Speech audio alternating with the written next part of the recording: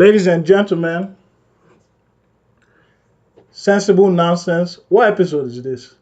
Episode 2.5, right? Episode like 3, something like that. And as you can see, I'm here by myself. So there are big vacancies for a co-host. There's nobody here. And more importantly, guests. And I really don't know what I'm going to talk about today. You know, there's so much shit going on in the world. I don't even know what to talk about really. But anyways, collaboration, man. That's one of the positives in the world, right? Yeah, it is collaboration. Fela's birthday. Fela will be what, 79 tomorrow. Yeah. So exactly 20 years ago today, when 1997. 97, I think. October 15 was his birthday. He died in August 97, right? Yeah. And it's funny because I know exactly where I was when he passed. I remember I was in Lebanon.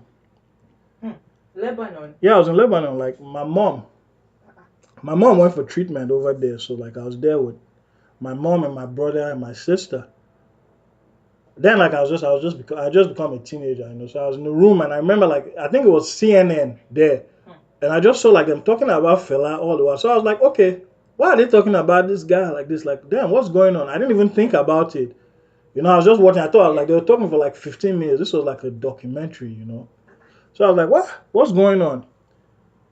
And then I think the next day, my sister now called. My other sister now called. My other sister, and she now told her, oh, that Fela passed. Yeah. And I didn't even know how massive everything was until I think we went to Lagos 2 days later.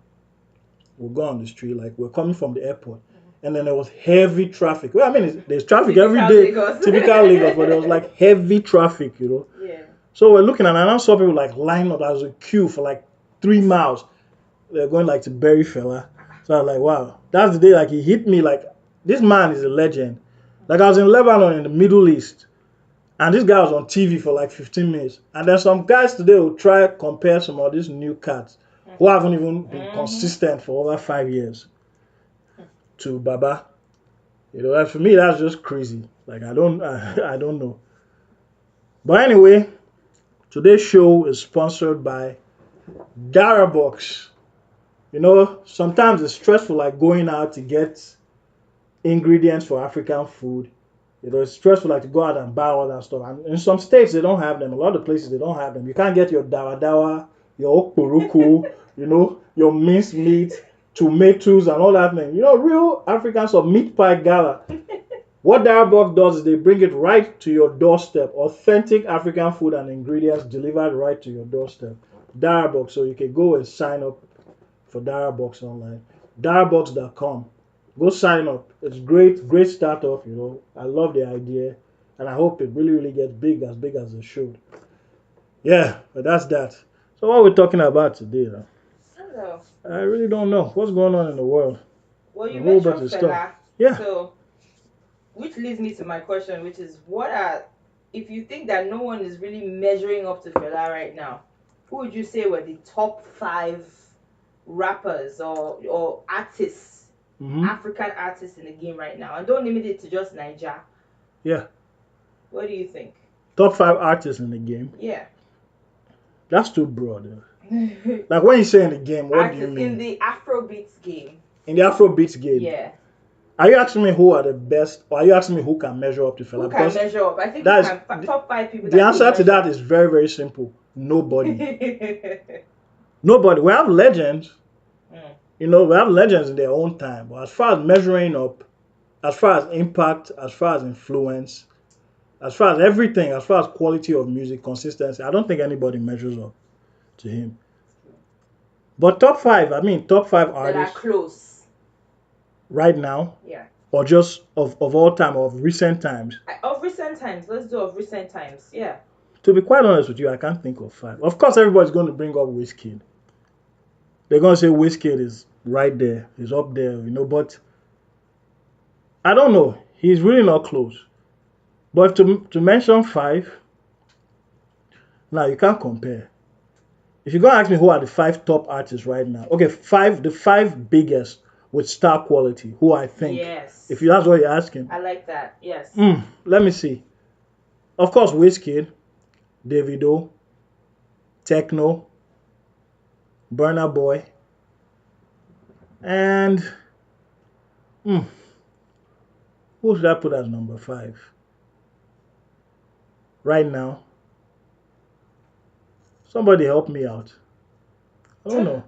Wizkid, Techno, Davido, my favorite, Burna Boy, and I'll say Nasty C from South Africa. Yes. I'll say Nasty Nasty C. C. Yes. But then if I say Nasty C, I have to also mention like Casper Nyovest and the other rappers. But I think Nasty C is the biggest. Yeah. As far not the big, but he's like as far as his age and everything, his style is. But I think he's like he has the most star quality. His wow factor. Yeah, he has the je ne sais quoi. Isn't that what they call it in France? Same thing Wizkid has. He has that je ne sais quoi. Yeah, so I'll say those 5. If you're talking about in African music, I'll say those 5. Okay. And I think also it has to do with crowd pull. Exactly. No, that one is, of course. That's why I say nobody can measure up to fella. I mean, people keep bringing up Wizkid selling out. That was the hall he sold in London. Alberta, which I mean, of course, they were saying he's the first African, which is not true. But it was massive thing to do because Cheb Khaled from Morocco had sold out that hall. Lady Smith Black Mambazo from South Africa, Baba Ma from Senegal. So I mean, people they rectified that. Yeah, he wasn't the only one. But Nigerians, they're quick to always want to claim, yeah, he was the first one to sell out this place and all that stuff, But yeah. Do you think an African artist would make it as big if they started their music here in the US instead of starting it in Africa? Do you think they'd make it as big? How do you mean? Make it as big? Like if So Wizkid right now is on the international scene, but he started his music from Nigeria. Yeah. If he started his music from the US, do you think he would be as big? Would he still be as worldwide? Would he still have the same impact that he's having now? So you're saying if Wizkid, as a Nigerian, the Wizkid he is, if he started his music here, I don't know. I think maybe if he would be as big internationally, making the same kind of music he's making, everything, the same steps he's taking now, I think it would give him more access to everything he's striving for right now if he had started here. But I don't know if it will make him bigger. Because honestly, if he had started here, maybe he won't be making a different kind of sound. He'll be making more Americanized sound. Oh, you mean like he's doing now? Exactly. He's making sounds from the other side, like he's doing now. Exactly. He'll be doing it, but then you see, it's better. Even though I don't really like the idea like that, but it's better him doing it from there than doing it here. Because if it was here, how many kids do you know here, like who grew up in here, who make that kind of? They try to make that American sound, but in Nigeria, but everybody's like, who? This guy, like, you're in that. What's the word? Help me out here. Category. No, it's like you're in that. You're stuck in that middle genre. Like that dilemma where you're where you're in the middle where, okay, if you were here, he would be in that middle where you're Nigerian, but you're not black enough. You're not American enough. Not and mainstream you're not mainstream enough. You're not American enough. But at the same time, you're not Nigerian enough because you're here. You know what I mean? We know Wizkid is Nigerian through and through. He's just trying to break in here because he started there in his homeland. But it's like if he was here, it's like he would be like, oh, people here will be like, he's not really American enough. True. If he went back there, it's like people like Wale. Of course, Wale is Nigerian, but Wale is American. But he is Nigerian from his parents, but he's American before he's Nigerian because he grew up here. No matter what you said, Jidena is American before he's Nigerian. He grew up here. He makes that music. He started that music here and everything, But even if you're not an artist, you still face that same problem of not being American enough as an immigrant, not being American enough, not being African enough, Yeah. So how do you face that middle ground? Or do you even face it at all? Do you just accept it? You just have to do you. You can't please everybody.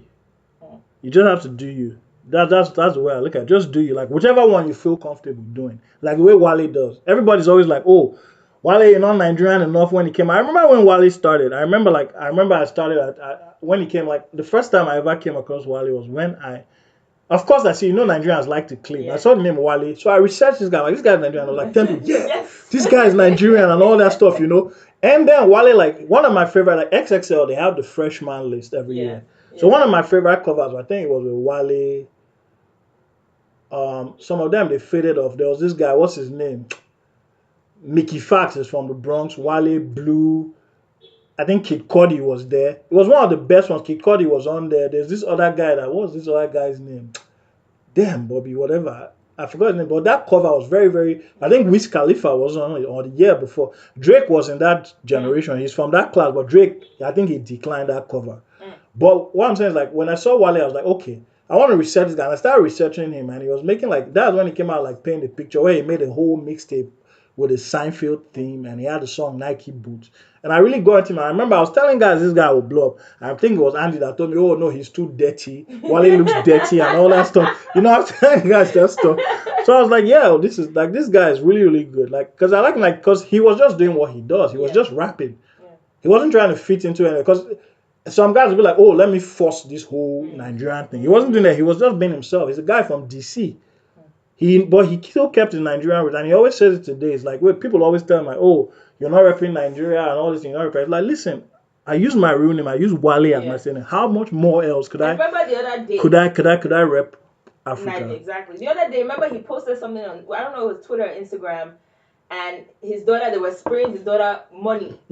And people were upset about that. But that was him expressing his culture. Because people don't know better. Yeah. Everybody in America look at it and think, oh, like, oh, you're treating this guy like a stripper. A baby. Like, but it's like, that's Nigerian culture. Exactly, you know? And he says himself, and I think that makes it, like, Wale, of course, we know how sensitive he is.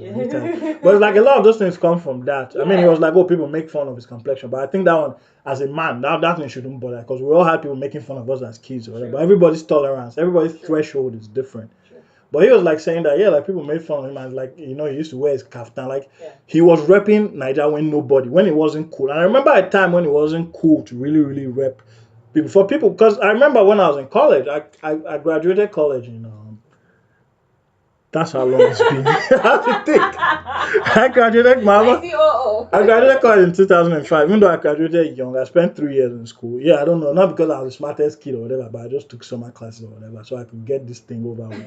I graduated college, and I remember that time, that was a period where there were only maybe like 2 Niger parties every 3 months in New York. There was like Ife Lounge and stuff. They weren't even all this. People were not proud to be like Nigerian like now. So like then, I remember everybody was, oh, are you Nigerian? I'll see a girl named Ifoma. A girl named, and it's always the Americanized ones that have the strongest Nigerian features and the hardest Nigerian name. I see somebody named Ikpechukwu or somebody named Osaigbavu, and they tell me I'm not Nigerian. My parents are Nigerian. That leads me to a question. I'm like, yeah, I see people like, your name, you have a heavy name like Osaigbavu or Sakmawa. You're telling me I'm not Nigerian, my parents are Nigerian. So that was that era, because they had nothing to hold on to. It was like everybody was like, there was nothing to hold on to, I mean, it's like Kasim family. You know Kasim, big cars on Twitter, like a writer. He was on a show recently, and he was talking about how, like when he grew up, like it was not cool to be Nigerian until like 5 years ago. He's like all the time, like when he went to like parties, he would see Caribbeans, they would play their music, they would play soca, they would play Jamaican music. It's like, but when it came to him, there was nothing for him. So it's like he didn't know, like he was like he kept waiting, but it's like after a while, like when he heard Wizkid first in his house, he was like, yes, and he like one dance is like a song his mom even like, so it was like, yes, we made it, stuff like that. That's true. Especially about the African parties. I guess this leads me to a question, which is, what are the top 10 African names you hear at the let-outs? When the party is over, and somebody's trying to find their friend.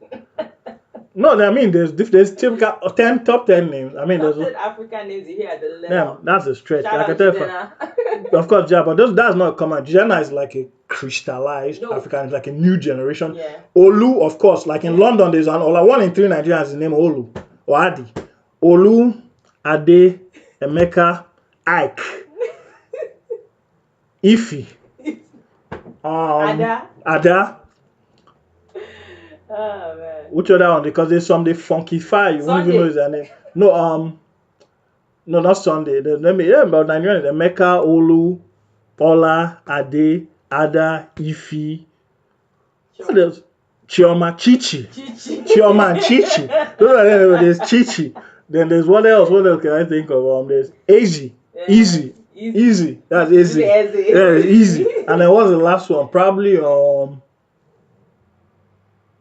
Kasim or Akim. One of those Muslim Yoruba names. Yeah, one of those, you know. Oh man.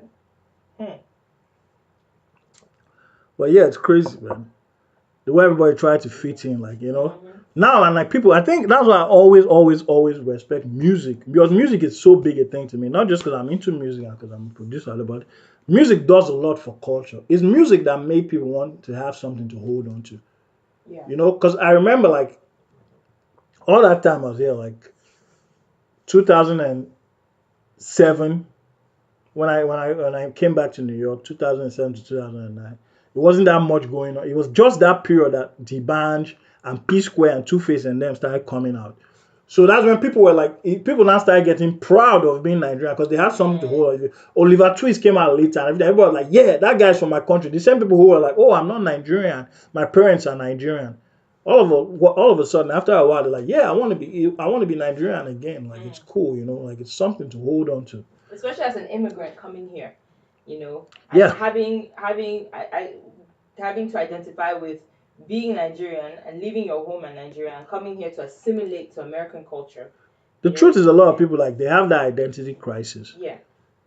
People are ashamed. Let's just say they were when they came here, like they were ashamed. You know that these people are going to make fun of me. They're going to call me African booty scratcher and all that stuff. So it's like you're a kid. You know how kids are. As an adult, it's different. Which is why, like, I noticed, like, most of my friends and people I know, after a while, not just from Nigerians, but people from other cultures, like, they end up going back to their culture more than they were doing when they were younger. When you were younger, you were trying to fit in what's cool, hanging out with the white kids around you and everything. But after a while, when you go with that, they want to associate with the people from where their family is from, to some extent, you know. So then, what would you tell the new immigrants? What are the give me some things you would tell a new immigrant coming to New York. Coming to New York? Yeah. God damn it. First of all, don't come to the Bronx. If you're a new immigrant, come to New York. Avoid the Bronx. All the things you say in shows, all the things you say in TV, they are true. No. What do you mean no? Listen, for example, when I was on my way here, but it wasn't really deep in the Bronx. This was South Bronx, like, because this was like on 160 something. The stop, or like one of those what's that stop? By 149. Grand Concourse? Yes. Right before that stop, like, I'm just standing on the train and then the doors open. I just see some guy bolting out and some lady chasing me. So me, you know the way I am, I'm there standing, posing like I don't care. Always trying to form that, so like, hey, it's cool. But everybody was looking, she chased him. And the people were like, what happened? What happened? Usually New Yorkers don't care. They're just going to sit down there like nothing happened. But I think the guy snatched her food. He just snatched her food. Somebody was like, I was like, what? I was trying to make sense out of it. But it's like he just snatched her food and ran away. So somebody was like, oh, I think they were together. And the guy just like, then she was like, yo, and she chased him through the turnstile and everything. And people were chasing him, which I'm sure she's never going to catch him because the guy looked like he was well versed in thievery. So he stole that thing and he just moved and she was never going to catch him. So number one, don't move to the Bronx. Number two, don't move to the Bronx because if you're Nigerian, I don't know about that immigrants. The Bronx is Ghana Central. Listen, it's like there's a funnel. There's a tunnel that shoots Ghanaians to the Bronx and shoots Edo people too. I mean, Nigerians are everywhere, but Edo people, the Bronx here, it's like there's a tunnel here. Like every first time I came to the Bronx, I was surprised. I was like, oh, I thought I would see Puerto Ricans and Dominicans. I started, when he might kill body, they're better. Koyo, I was like, I see my people. See Edo people, sassy. Koyo, which level now? See Edo, bros. Even when they wake up, Edo people everywhere. In the Bronx, but Ghanaians too, they're everywhere in the Bronx. So you know that war we have with Ghanaians or whatever. Be careful. I mean, even though you know it's it's coded envy. They love us, they hate us, but they love us because they want to be like us, but they can't. So if you move to the Bronx, you're going to be dealing. They are more than us here, Ghanaians. So you're going to be dealing with them. You know. So yeah, and what else? What other advice from an immigrant coming to New York? Don't come here in the winter. Because sometimes I imagine a guy coming from like Sokoto or Maiduguri, even though Hausa people don't come here a lot. Okay, let's just say somebody coming from that Lagos heat and that Lagos sweat that when you clean your face when you're sweating, the napkin turns black. I hate to be a prophet of doom or anything, but the way Lagos is going with that population, Lagos population is what now? Somebody help me out here. About what? Millions, 17 million, 18 million. million. Lagos, so pretty much Lagos is the size of Long Island with like the population of New York. People will die in the next 15 years of cancer and all that stuff. People won't be able to breathe. So I'm just wondering, like, imagine that stuff. All that stuff, people won't be able, for real, people won't be able to breathe. Yeah. You're living there, you're going through all that stuff. So imagine somebody coming from that and you just land New York in January. When this cold will kill you, -2 degrees, you move to New York between that time. You move to the Bronx, like those people say. Sassy, now they go Bronx now. You move down to the Bronx. You know, imagine you move to the Bronx in that cold weather. Like, it'll be crazy, man. But Nigeria, like you say, everybody wants to leave. I was watching something on Canadian immigrants. Like, I think people, they ran or they got deported from New York, or like they ran from New York or something. And they were on the border of Canada, and like the Canadian immigration agents were telling them, yo, I hope you know, like, you're going to cross this place, you know you're going to have to file for asylum and all that, you know you're going to be a refugee. The women are like, we don't mind, we will cross. They don't care because they will brave it up. It's better than just getting the project back to Muta. And you know what I heard, like, I was really watching something, you know that, you heard of that, I forgot what they call it, like the route where they try to go through Libya. They pass through the desert and they go to like Mexico, they end up searching, and people die. They're like 1 in 100 make it all right, but people die in the desert. So there's that route they pass, even though like a lot of times it's just like fake travel agents trying to eat your money and stuff. But there's that route people go, and they were like, some people had to raise like 5 million naira to go there. I'm like, wait, if you had, I think it was like $20,000, if you had this kind of money and you had to run away from that country to go somewhere, you have to pay that kind of money to leave. Like, is it really that bad? You know? And then now America has the first American president, because that's what these guys, I don't want to say his name because I might end up in Murtala Mohammed Airport tomorrow. They might just kick me and go and drop me in Murtala and nothing will happen. So yeah, Don T is the first. I'm not afraid, I'm just trying to be very, very cautious here. But Don T is like the first. Yeah, somebody made an article how he's the first white president of America. And it's true, because he's not hiding these things. He's just coming out saying it straight up. Like, fuck up. This is a guy who went to the Virgin Islands the other day. I was like, I spoke to the president of the Virgin Islands. Motherfucker, you are the president of the Virgin Islands. He was like, I just spoke to the president of the Virgin Islands. And you know what? His supporters think like him. Because I meant, like, I was like chilling like with people like at work or something. I'm saying, I see some guys coming. Those are people who were like, one guy, I knew this guy was, I just, in my head, I was like, this guy's an idiot. But everybody's entitled to their opinion. Because he was like, oh, Donald Trump is going to be the best president of America. And he was still saying it like months in. Because one of the people who voted for him, and he was like, oh, you know what, like, he was like, these Spanish countries are not even helping Puerto Rico and everything. Like, we will send ships there. Like, how much more can we do? I'm like, you are the president of Puerto Rico. Like, you should do that, you know. You have to. It's what you signed up for. You're the president of Puerto Rico.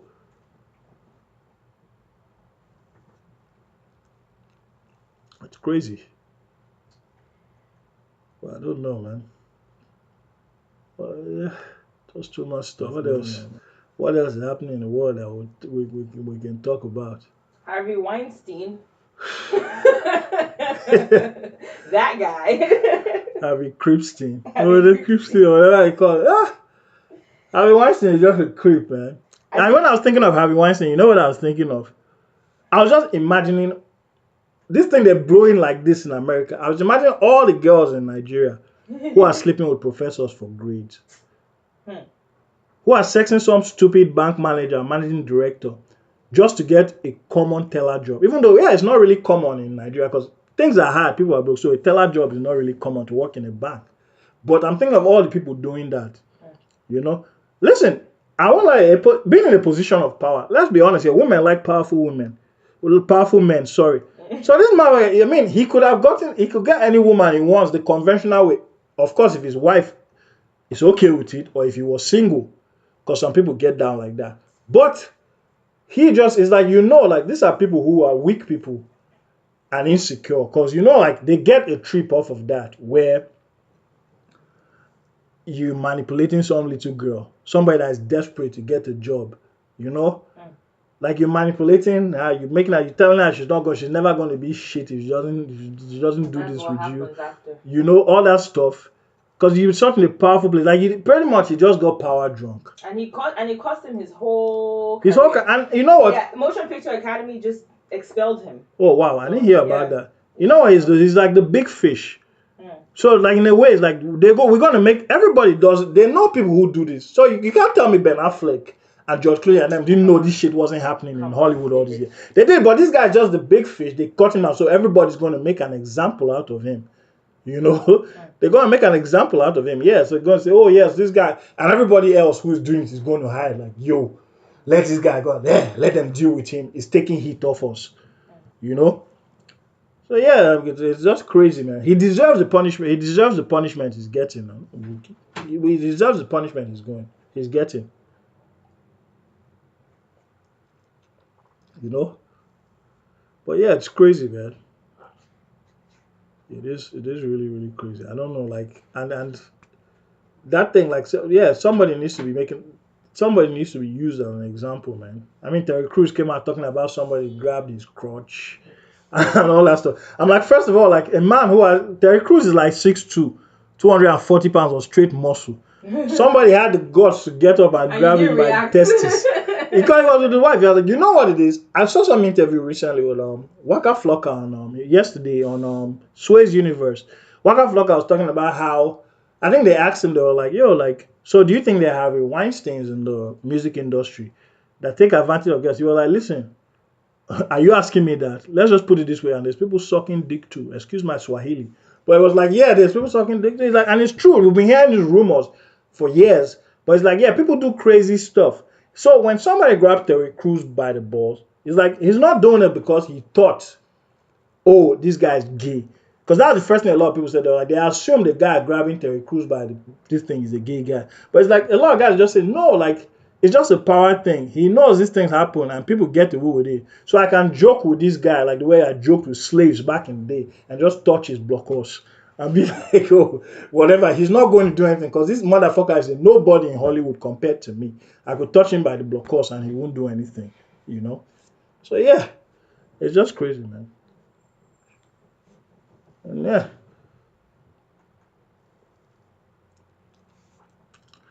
But anyway, these issues in this world, they're just bothering me, man. That's why I have to drink this drink. And I'm not going to tell you what I'm drinking, but it's very good liquor.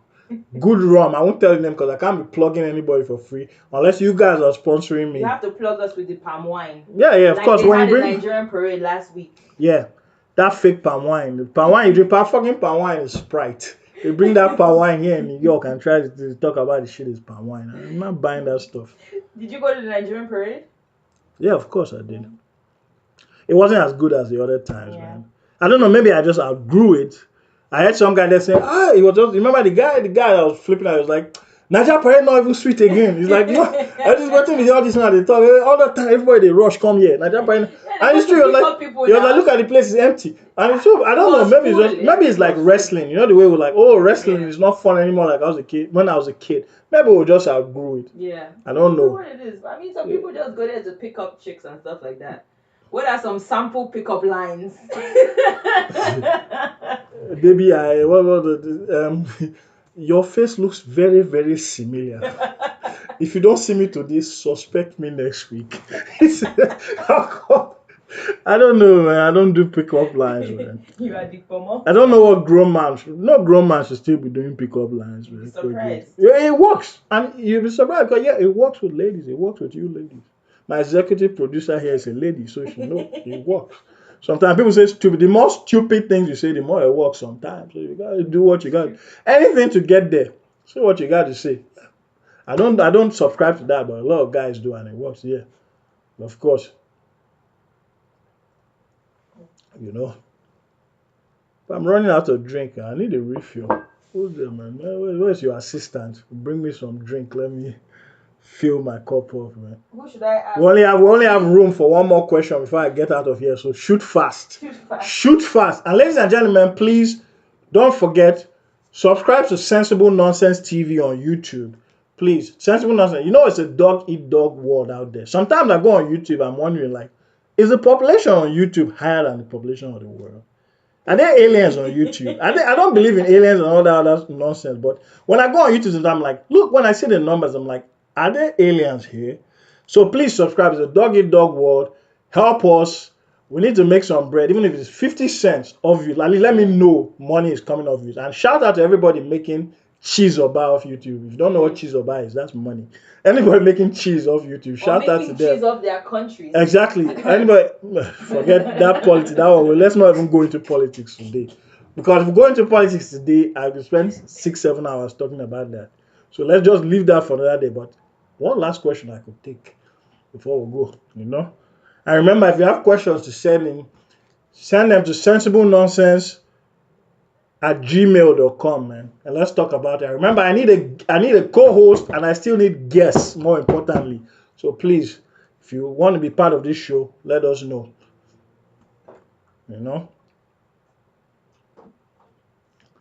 Anyway, are we going to get one more question from any users before we get out of here? Do we have any more questions from the people? Because I have more important things to do and my time is very, very, very expensive. So one more question from the people before I leave. You don't have any more questions? Yeah, go ahead. Yeah, there's always questions, but there are always questions. Dig deep.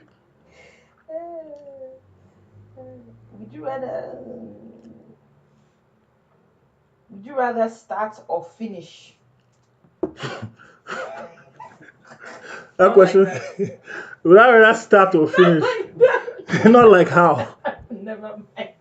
Would I rather start or finish? God damn it, man. Yeah, it's gonna be a lot of editing. Okay. It doesn't matter to me, man. Whatever. I'm here to talk about anything. Here on Sensible Nonsense. Listen. On Sensible Nonsense TV, man, it's sense and nonsense. We try to make sense out of nonsense, but I prefer the nonsense. Because talking sense, I have a lot of explanation and expounding on things to do. And I don't like to explain. I've not eaten all day, first of all. I don't have power to be explained. So I prefer the nonsense part. I prefer to be talking about nonsense most of the time. Depends on how you define nonsense. That's true. Because you can pull sense out of nonsense a lot of times. But I just don't like to sound too educated and too smart. Because when you do that, all those people now bring questions where you have to be explaining things and all that. I don't have power for that. Except you're going to give me a bang, fried meat or something to give me energy. I don't have power for those type of things, But anyway, since there are no more questions, before we go, I love music and I always like to plug people, man. Listen, my song of the what song am I going to plug today? You need to jam this. This is a new section of Sensible Nonsense TV. You need to jam this. I'm always going to plug songs I think you guys need to hear, most especially upcoming songs. So for this week, Budge. Budge is one of my favorite artists. I haven't kept. It's no secret. I love Budge because I like Budge because Budge is like a lot of guys. They rap like they're singing, but Budge, he's a singer who sings like he's rapping. And I think Budge has done like that perfect bridge between. He's that perfect bridge between Afrobeat, the real Afrobeat without the S, and like pop and R&B. He bridges it perfectly and then brings what you guys call palm wine music. The new stuff he's blended it very, very well. And Budge, like we've been anticipating this album for like 5 years, So like I just love it. I listened to it yesterday. I mean I just gave it a quick listen, but I loved it. On first listen, I love the sound. I love my mid tempos. I love like my mid tempo jams, So we're gonna plug the first song I'm gonna plug today is Budge Magic. That's the title track. His album is named Magic. The title track on his album Magic, and that's the first song, the intro of the album. And the thing I love most about this album is that he uses like one producer on all the songs except one. And you know how much I'm a fan of that. Like I always feel like people on their first album they should use like no more than 3 producers. And even if they do, like the producer should work to have like one consistent sound on a debut album. So Budge has Magic on this album and it works perfectly well. I love the sound, I love everything. So before I leave, I'll play you Magic, first song off Budge's album. Go get the album. The album is on Apple Music, is on iTunes, is on everything. Go buy it. I love it. So here we go. Magic, man. That's my song. Love it. Where's it? I'm gonna find it. I'm gonna play it before we get out of here. On Sensible Nonsense TV. Good Chef Music.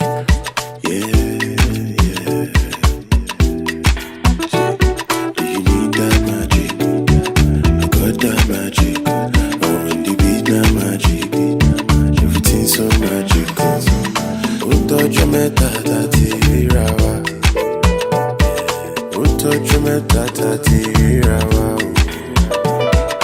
You be mad like tornado, yeah.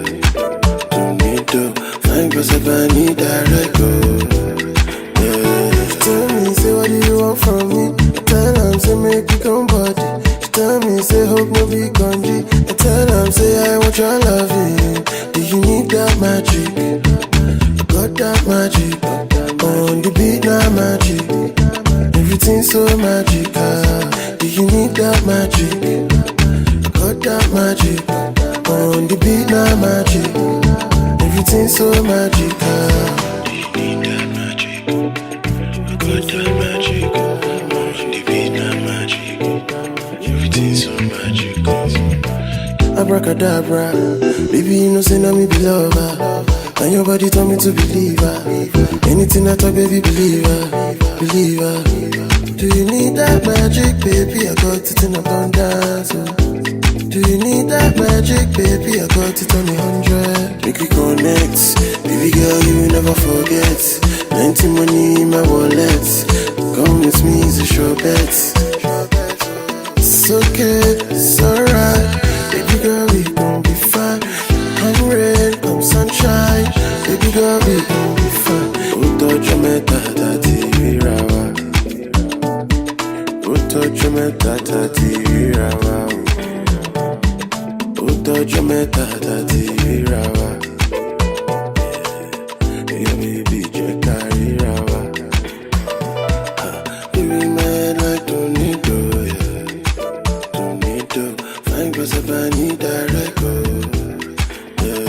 Tell me, say what do you want from me? I tell her, say make you come body. She tell me, say hope no be congee. I tell her, say I want your loving. Do you need that magic? I got that magic. On the beat now magic. Everything's so magical.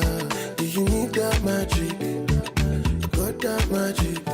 On the beat now magic. Everything's so magical.